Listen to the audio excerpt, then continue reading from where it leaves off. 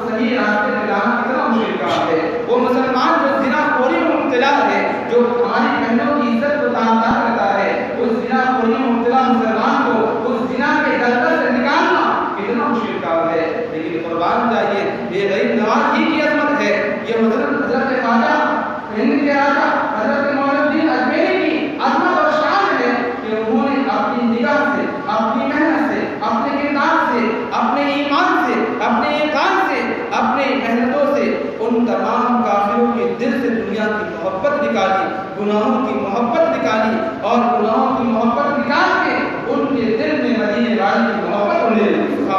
ان کے دلوں کے اندر مدینے والے کی محبت اڑے دی. اور اللہ اکبر، وہ یہ کہتے ہوئے نظر آئے کہ اے غریب نواز، جب تک بکا نہ تھا تو کوئی پوچھتا نہ تھا، جب تک بکا نہ تھا تو کوئی پوچھتا نہ تھا. ارے تم نے خرید کے ہمیں انمول کر دیا، تم نے خرید کے ہمیں انمول کر دیا. ہم تو در در جھکا کرتے تھے، در در گھنٹیاں بجایا کرتے تھے، در در کی ٹھوکریں کھاتے تھے. جس نے ہمیں پیدا کیا اس سے ہم آشنا ہی نہ تھے، اس کو ہم نے جانا ہی نہ تھا، اس کو ہم نے پہچانا ہی نہ تھا. اے غریب نواز، تم کیا آئے؟ تم آئے ہمیں خدا مل گیا، تم آئے ہمیں مصطفیٰ مل گیا، تم آئے ہمیں جنت کا راستہ مل گیا، تم آئے ہمیں جنت کا پروانہ مل گیا، تم آئے ہمیں راہ ہدایت مل گئی، تم آئے تو ہمارے ہم پر اللہ کا کرم ہو گیا. ذرا آپ سوچیں، اللہ کو پر اتنا عظیم کارنامہ انجام دیا ہے. یہ ان کی ذات ہے، یہ ان کا کرم ہے، ان کا احسان ہے. مگر پھر بھی آج ہمیں معلوم نہیں ہے کہ وہ عظیم ذات ان کا وصال کس تاریخ کو ہوا ہے. اللہ ماشاء اللہ کو معلوم ہے. آج ہماری نسلوں کو معلوم نہیں ہے کہ 6 رجب کا دن کتنا عظیم ہے، 6 رجب کا دن کتنا مبارک ہے. یہ تاریخ ہماری نسلوں نے بلا دی ہے. آج تاریخ کی اہمیت آپ کو میں بتانا چاہتا ہوں. عزیزان ملت اسلامیہ، لوگ دن کیوں مناتے ہیں؟ ہندوستان آزاد ہوا، 15 اگست 1947 کو آزاد ہوا، ہمارا جمہوری نظام بنا، ہمارا قانون بنا، اور 26 جنوری کو بنا. ہمیں یاد ہے، ہمیں معلوم ہے، اور ہر سال حکومت بناتی ہے، ہر سال ہمیں منانے کا حکم دیا جاتا ہے، اور اس کو حب الوطنی سے جوڑا گیا ہے. وجہ کیا ہے کہ جو قوم اپنی تاریخ کو بھلا دیتی ہے وہ قوم دنیا سے مٹا دی جاتی ہے. اسی طریقے سے جو قوم اپنے اسلاف کی تاریخ کو بھلا دیتی ہے پھر وہ اپنے اسلاف کے کارناموں کو بھول جاتی ہے. اور جب وہ اپنے اسلاف کے کارناموں کو بھول جاتی ہے تو پھر ان کے سامنے راہ ہدایت نہیں ہوتی، بلکہ گمراہی کے گڑھے میں وہ دفن ہو جاتے ہیں. اور یہی معاملہ آج ہماری قوم کا ہوتا نظر آتا ہے کہ آج اپنے اسلاف کے کارناموں کو ہم نے بھلا دیا ہے.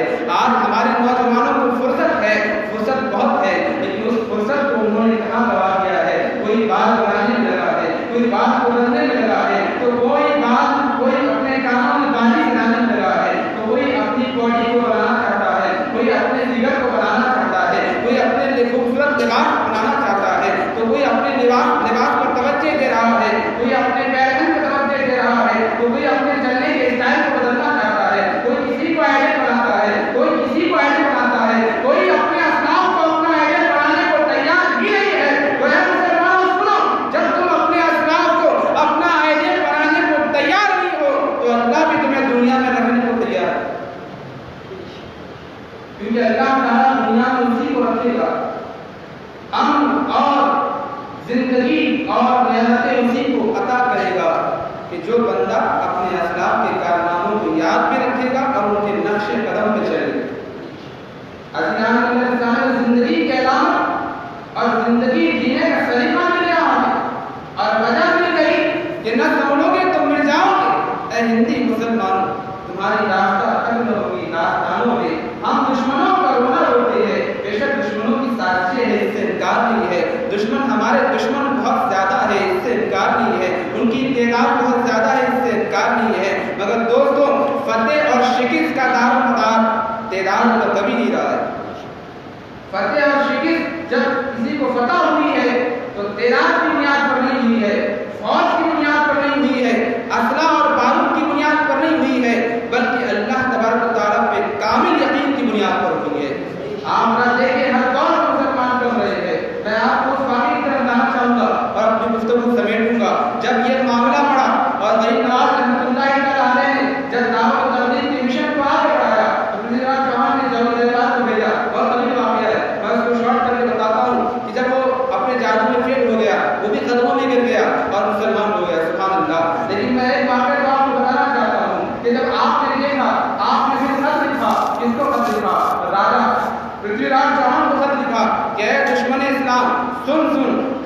زمین اللہ کی ہے اور اللہ تعالیٰ نے زمین ہمیں عطا کی ہے، اور سن تجھے اللہ نے بادشاہ کی ہے تو بھی اسلام کا امتی ہو جا، فرما بردار ہو جا اور کلمہ پڑھ کے مسلمان ہو جا، اور ظلم کرنے سے توبہ کر لے، ظلم کا انجام بڑا ہی خطرناک ہوتا ہے۔ یہ خط لکھنے کے بعد وہ جو ہے لال پیلا ہو گیا اور خط کو پھاڑ دیا اور اس نے جو ہے اپنی حرکتوں سے باز نہیں آیا، تو پھر آپ نے جو ہے آپ نے پھر یہ جملے اپنی زبان سے نکالے، پھر تاریخ میں سنیں الفاظ آپ نے پھر جلال میں آ کے ارشاد فرمایا کہ تو اپنی حرکتوں سے باز نہیں آتا تو جا، ہم نے مسلمانوں کے ہم نے زندہ تجھے مسلمان لشکر کے حوالے کر دیا۔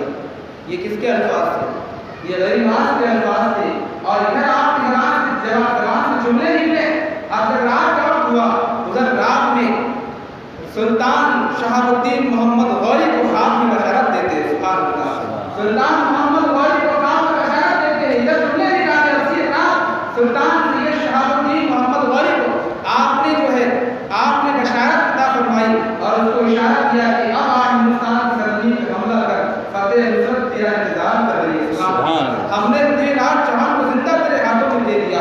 اللہ اکبر۔ یہ خواب سے جب بیدار ہوا تو بیدار ہونے کے بعد اس نے اپنے سب علماء کو جمع کیا، دربار آیا اور کہا کہ مجھے ایسا ایسا خواب آیا ہے، آپ لوگ کیا کہتے ہو؟ دیکھو ابھی جو مجھے شکست ہوئی ہے، کچھ دن پہلے اس کو شکست ہوئی تھی اور کہا کہ دردناک شکست ہوئی ہے، ہم بڑی مشکل سے اپنی جان بچا کے وہاں سے آئے تھے، بڑے خطرناک لوگ ہیں، جادوگر ہے، سحر کرنے والے لوگ ہیں، بڑا ہی خطرناک ان کے بعد لشکر بھی ہے، بڑے ہی اڑیل لوگ ہیں، بڑا ہم سے شکست کھا کے آئے ہیں، مگر ایسا خواب آتا ہے اور ایک اللہ کے نیک بندے مجھے بشارت دیتے ہیں کہ تم ہندوستان میں حملہ کرو تمہیں اللہ فتح عطا فرمائے گا، بھلا یہ کیسے ممکن ہے؟ تو تمام علماء جو ہے اس بشارت کو سننے کے بعد سلطان کو مبارکباد دیتے ہیں اور کہتے ہیں یہ خواب بڑا مبارک ہے، بے شک آپ ہار کے آئے ہیں، شکست حاصل کر کے آئے ہیں، لیکن یہ اللہ والے ہیں، یہ آپ کو مبارکباد دے رہے ہیں، فتح کی خوشخبری دے رہے ہیں، لہٰذا یہ خواب بڑا مبارک ہے، آپ تیاری کیجیے اور آپ اس پہ عمل کیجیے جو آپ کو حکم دیا جاتا ہے۔ سبحان اللہ۔ عزیزان من الاسلامیہ،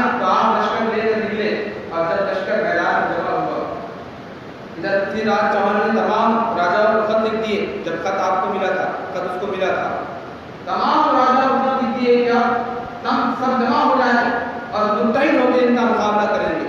اس کو بھی خبر لگ گئی کہ شہاب الدین غوری جو ہے لشکر لے کر آ رہا ہے اور اس نے ایک بڑی فوج منظم فوج تیار کی، اس کی تعداد تاریخ میں آتی 3 لاکھ سے زیادہ لشکر، 3 لاکھ سے زیادہ لشکر اس نے لشکر جبار تیار کر دیا۔ اس کے اندر ہر قسم کے آلات اور حربے اور ہر قسم کے ہتھیار ان کے پاس، گھوڑے، ہاتھی، تمام قسم کے آسائش و آلات کے ساتھ اور شان و شوکت کے ساتھ لشکر تیار ہو گیا۔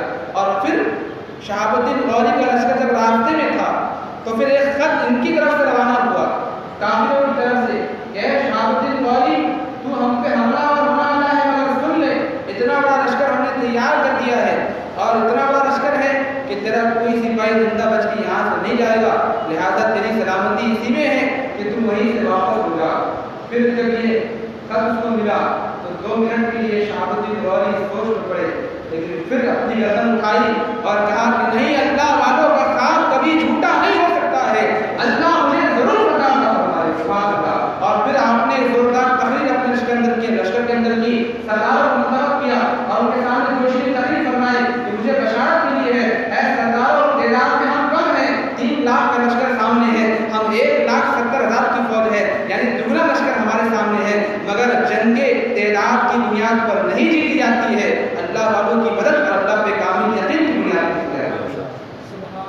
یہ سننے کے بعد لشکر میں جوش پیدا ہو گیا اور افغانستان کی لڑائی ہوئی، اور لڑائی ہونے کے بعد وہ جنگ ہار گیا، ہارنے کے بعد فرار ہونا چاہا اور فرار ہونے کے بعد لشکر نے پیچھا کیا، گرفتار کیا گیا، قتل کیا گیا، یہاں تک کہ سلطان شہاب الدین غوری کی حکومت انسان قائم۔ سبحان اللہ۔ عزیزان من الاسلامیہ، اس کے بعد قطب الدین ایبک بادشاہ ہندوستان کا، اس کے بعد سلطان شمس الدین التمش، ان کی بادشاہت ہوئی، ان کے بچپنے کا عالم تھا، یہ شکار کے لیے آ رہے تھے۔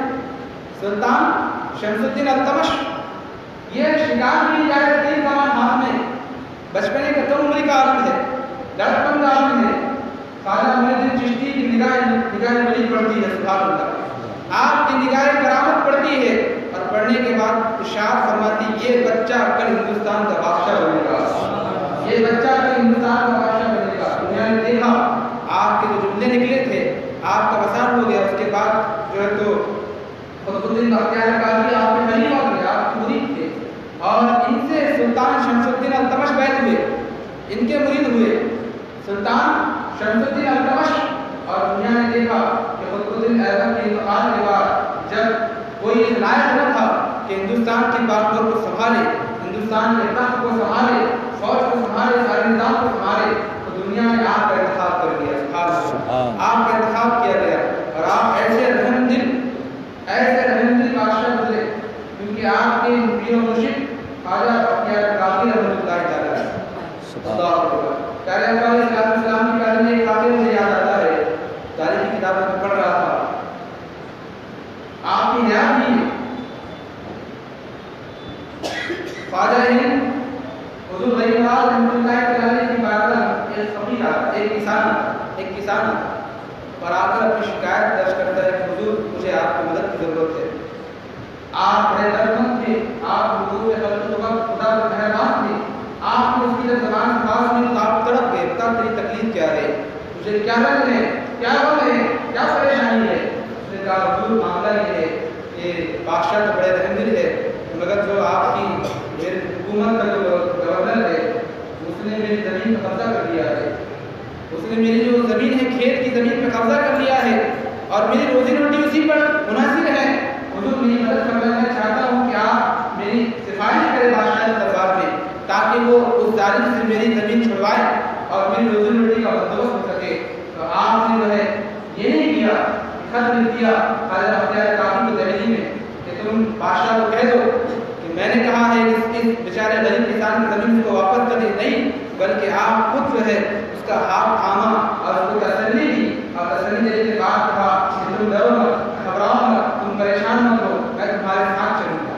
سبحان اللہ, میں تمہارے ساتھ چلوں گا. یہ کون؟ یہ غریب نواز خود چل رہے, بتا تو اللہ اکبر, ان کے ساتھ جاتے ہیں اور جانے کے بعد جو ہے کسی کو خبر بھی نہیں کرتے. اپنے مرید خواجہ بختیار کاکی کو بھی خبر نہیں کی. آپ دہلی پہنچے اور دہلی پہنچنے کے بعد جب آپ راستے میں تھے تو کسی مرید نے خبر کر دی خواجہ بختیار کاکی کو کہ آپ کے پیر و مرشد خواجہ ہند حضور غریب نواز تشریف لاتے ہیں. کہا کہ انہوں نے اطلاع نہیں دی ہے, آپ اس دربار کے لیے پہنچے. کہا حضور کیا قرآن کی غلطی ہوئی ہے, آپ نے اطلاع نہیں دی ہے. کہا کوئی ایسی بات نہیں ہے, لیکن معاملہ ایسا تھا کہ مجھے اس کے ساتھ آنا پڑا, ایسا معاملہ تھا. کہا کہ حضور آپ نے خط لکھ دیتے, آپ کو آنے کی زحمت کیا تھی, آپ کو آنے کی تکلیف نہ تھی, آپ مجھے خط لکھ دیتے, میں بادشاہ کو خط لکھ دیتا. کیا بادشاہ کی کوئی مدار ہے جو میرے خط کا انکار کرتا, میری بات کا انکار کرتا, آپ کی بات کا انکار کرتا. کہا کہ نہیں بلکہ میں اس شخص کے ساتھ اس لیے آیا ہوں تاکہ اس کو تسلی رہے کہ اس کا کوئی مددگار ہے, کوئی اس کی مدد کرنے والا ہے, کوئی اس کو خوش کرنے والا ہے. میں اس کے دل کو خوش کرنے کے لیے آیا ہوں اور میں جانتا ہوں کہ کسی کا غم دور کرنا, کسی کی تکلیف دور کرنا اتنا بڑا ثواب رکھتا ہے. تو میں اس ثواب سے محروم نہیں ہونا چاہتا تھا, اس لیے میں اس کے ساتھ آیا. دوستوں میں آپ کو پوچھنا چاہتا ہوں, میں اپنے آپ کو اس میں شامل کرنا چاہتا ہوں. کچھ پریشان حال لوگ ہمارے پاس بھی آتے ہیں, کچھ غمزدہ لوگ ہمارے پاس بھی آتے ہیں, کچھ غم کے مارے ہمارے پاس بھی آتے ہیں. ہمارے پاس جو طاقت اللہ نے ہم کو دی ہے, کچھ غم کے مارے, کچھ وقت سے پریشان لوگ ہمارے پاس آتے ہیں. اگر اللہ نے ہمیں نوازا ہے یا اگر نہیں نوازا ہے, لیکن پھول نہیں, پھول کی پگڑی نہیں, اگر کہا جاتا ہے کہ اگر ہم سے ہو سکتا ہے کہ ہم اس کی مدد کر سکتے ہیں, لیکن دوستو دیکھا یہ گیا ہے معاملہ یہ ہے کہ لوگ ہمارے پاس مدد مانگنے آتے ہیں, ہم صاف انکار کر دیتے ہیں, ہم صاف معذرت چاہ لیتے ہیں. کوئی ہم سے 2000 روپے کی مانگ کرتا ہے کہ میں پریشان, مجھے 2000 کو اٹھار دے دو, قرض حسنہ کے طور پہ دے دو. ہمارے جیب میں 5000 روپے ہوتے ہیں یا بینک اکاؤنٹ میں 5000 روپے ہوتے ہیں, لیکن ہمارا دل کہتا ہے, ہمارا نفس کہتا ہے پتہ نہیں یہ واپس کرے گا نہیں کرے گا, پتہ نہیں یہ واپس دے گا نہیں دے گا ہے, یعنی اس سے ہمارا ویوہار نہیں ہوتا ہے, کوئی ہمارا لین دین آج تک نہیں ہوا ہے. تو حضور کی سنت یہ ہے کہ کوئی اگر پہلی بار ان سے مانگنے آئے تو اس کو دے دیا کرو. بزرگوں کا طریقہ کیوں دے دیا کرو, کیونکہ اس کا لین دین کو معلوم نہیں. لیکن ہاں اب اس میں یہ ہے یا تو واپس کرے گا یا تو واپس نہیں کرے گا, لیکن پہلی بار کسی نے اگر مانگا تو اس کو آپ کو کچھ نہ کچھ دینا چاہیے. پھول نہیں تو پھول کی پگڑی سے. میرے بھائی نے آپ کی 50,000 سے مدد نہیں کر سکتا, میری اتنی طاقت نہیں ہے, مگر یہ 5,000 آپ رکھیے, انشاءاللہ جب بھی آپ کے پاس آئے آپ مجھے واپس کر دیں. یہ مدد ہے, یہ ہمارے بزرگوں کا طریقہ ہے, یہ ہمارے سلطان ہند کی سیرت ہے, ان کے اخلاق اتنا ہم نے سمجھ لیا کہ 2 میٹھی بات کر لی، چائے پلا دی اور دل جیت لیا. نہیں، دل فتح کرنا اتنا آسان نہیں ہوتا. قلعہ فتح کرنا آسان ہے، تلوار کے ذریعے کسی ملک کو فتح کرنا آسان ہے، تلوار کے ذریعے کسی کی گردن چھٹانا آسان ہے، تلوار کے ذریعے کسی سے اپنا حکم منوانا آسان ہے، لیکن کسی کا دل جیتنا بہت مشکل کام ہے. لیکن اللہ والوں کی شان یہ ہے کہ انہوں نے گردنیں بھی جھکائی اور دل بھی جیت لیے. سبحان اللہ. اسلامی بھی جب دل جیت لیا جاتا ہے تو انسان خود گردن بھی جھکا دیتا ہے، گردن بھی جھکا دیتا ہے. یہ اللہ والوں کی شان ہے. تو ہمیں جو ہے حضور علیہ السلام کی سیرت پہ چلتے ہوئے اخلاق کو بھی اپنانا. ہم بارہا علماء سے کافی بات، بارہا علماء سے سنتے ہیں اسلام اخلاق سے پہلا، اسلام اخلاق سے پہلا. کہ یہ بات صرف سننے کے لیے، یہ بات صرف سنانے کے لیے، کہ اسلام اخلاق سے پہلا کہ صرف سننے اور سنانے کے لیے عمل کون کرے. یہ اس لیے کہی جاتی ہے کہ ہم اخلاق کو اپنائیں اور اخلاق کا مظاہرہ کریں اور غیروں کے سامنے اپنے اخلاق پیش کریں اور اخلاق پیش کرنے کے بعد ان کو متاثر کریں تاکہ وہ ہمارے اخلاق سے متاثر ہو کر ہمارے مذہب کے قریب آئیں.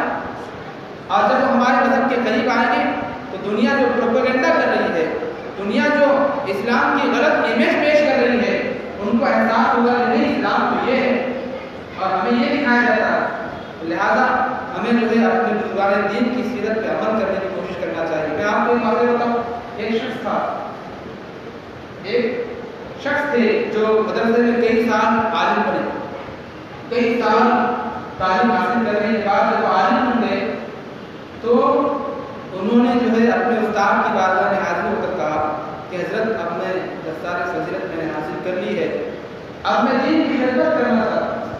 بڑی پیاری بات، بڑی پیاری بات ہے. آپ اب ہمارے اور آپ کے لیے مشورہ رات ہے، ہمارے آپ کے لیے عبرت ہے کہ اگر اس کو ہم کام میں عمل کرنا شروع کر دیں تو ہمارے اخلاق سے لوگ متاثر ہونا شروع ہو جائیں گے انشاءاللہ. وہ تعلیم حاصل کرنے کے بعد اپنے استاد کے پاس گئے کہ میں دین کی خدمت کرنا چاہتا ہوں. شاید ہمیں جاؤ فلاں مقام پہ کنواں ہے، اس کنویں پہ جاؤ اور جانے کے بعد جو بھی پیاسا اس کنویں پہ آئے اس کو اپنے ہاتھوں سے پانی کھینچ کے نکال کے پلاؤ. سبحان اللہ، بولو سبحان اللہ. یہ حکم تھا. استاد کا چلے گئے اور جانے کے بعد کئی سال، اور یہ اتنا آسان نہیں ہوتا ہے کسی کو اپنے اخلاق کو متاثر کرنا کہ 2-3 وقت کی ملاقات میں وہ ہم سے متاثر ہو گیا اور ہمارا دیوان ہو گیا. نہیں، بلکہ سالوں کی محنت ہوتی ہے، سالوں کی مسلسل محنت ہوتی ہے. ایک گرم لوہے پر ایک دو ہتھوڑے مارنے سے وہ جادو نہیں بن جاتا، وہ عذاب نہیں بن جاتا، بلکہ مسلسل اس پر دباؤ سے ہتھوڑے مارتے رہنا پڑتا ہے تب جا کے کوئی شکل ملتا. اسی طریقے سے کسی کو اخلاق سے متاثر کرنے کا مقصد یہ ہوتا ہے کہ اس کو اگر اپنا دیوانہ بنانا ہے، اس کو اپنے مذہب کا دیوانہ بنانا ہے، مسلسل محنت ہونی چاہیے. حکم تھا کنویں پہ جاؤ، جو پیاسا آئے پانی پلاؤ اور سائے دار درخت کی طرح بن جاؤ.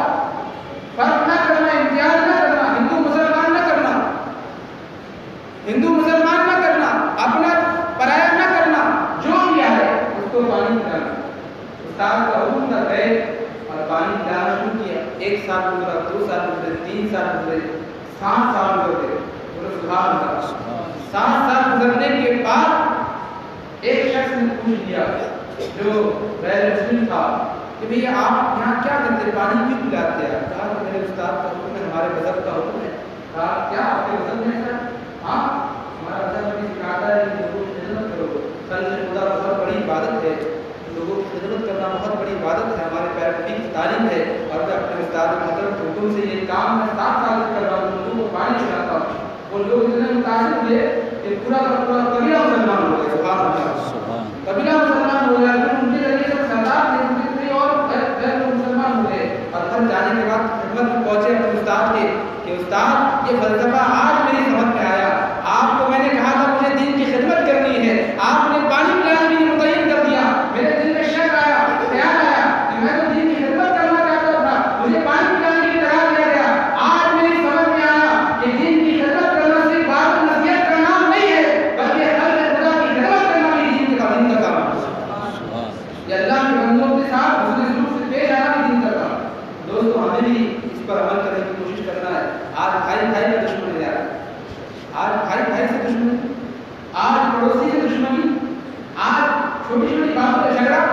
چھوٹی چھوٹی باتوں پہ قتل غارت گیری کا ماحول ہی مسلمانوں کے مولد ہو رہا ہے۔ اللہ دشمنوں کو ہم کیا عمارت کی، دشمن تو دشمن ہی ہے۔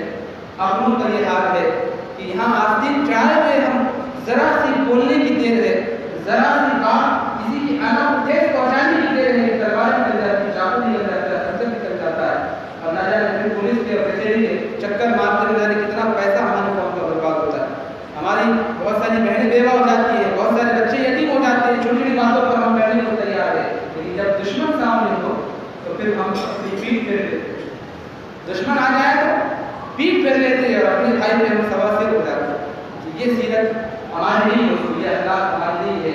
ہمیں اپنے ڈیفینس کی بھی تیاری کرنا ہے، ہمیں اپنے آپ کو سنوارنا بھی ہے۔ اپنے بھائیوں سے شفقت سے پیش آؤ، اپنے بھائیوں سے محبت سے پیش آؤ، اپنے بھائیوں سے محبت اور قوت کو مضبوط کرو، بھائی چارے کو مضبوط کرو، اپنے دیش اور وطن کے لوگوں سے محبت کو مضبوط کرو۔ جب ہم محبت سے پیش آئیں گے، نفرت کا علاوہ محبت سے دیں گے تو انشاءاللہ لوگ ہمارے دیوانے ہوں گے، لوگ ہمارے مذہب کے دیوانے ہوں گے۔ اللہ تعالیٰ سے بارک دعا ہے کہ اللہ تعالیٰ ہم سب کو کہنے سے زیادہ امن کی توفیق عطا فرمائے، جو غیر آپ کے مشن کو دنیا میں عام کرنے کی ہم سب کو توفیق عطا فرمائے، آپ کے مشن کو زندہ رکھنے کی اور اسی پر عمل کرنے کی اللہ ہم سب کو توفیق عطا فرمائے۔ آمین یا رب العالمین۔ استغفر اللہ رب من كل ذنب واتوب الیہ وما علینا الا السلام علیکم ورحمۃ اللہ وبرکاتہ۔